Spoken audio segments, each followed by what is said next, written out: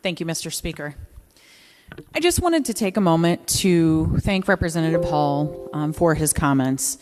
As a woman who, not too many years ago, was in college, I can say that it's very frustrating to constantly have the responsibility placed on you for the harmful actions of other people.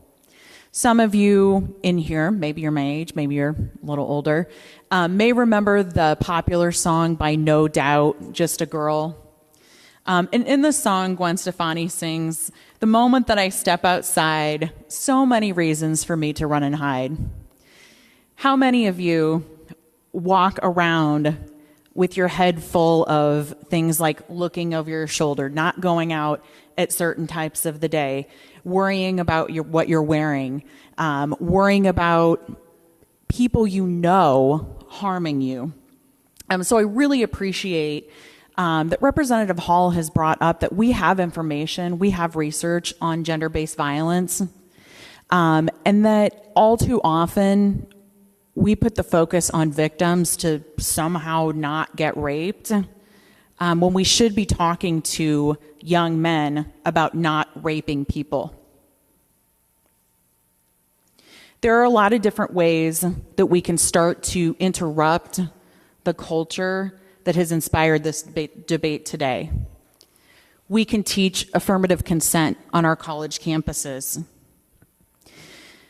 We can ask men, even starting earlier than college, to take responsibility for themselves.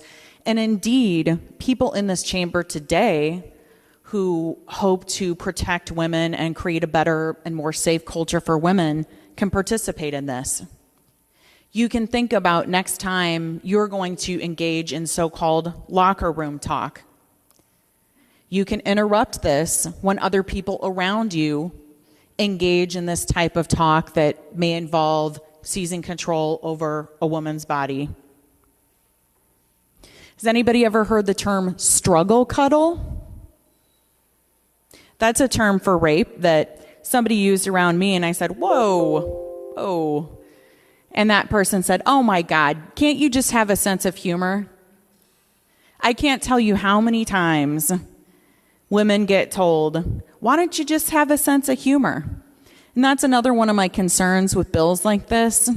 If a woman can't even report being raped or assaulted without being undermined by being asked what she was wearing, whether she actually wanted to go on a date with the person, whether she had smiled at the person, whether she had even looked in the person's direction, what are people going to say when somebody uses a taser or some other kind of weapon? Are we going to hear the same thing? Geez, are you just overreacting? You're being crazy. We need to interrupt this culture.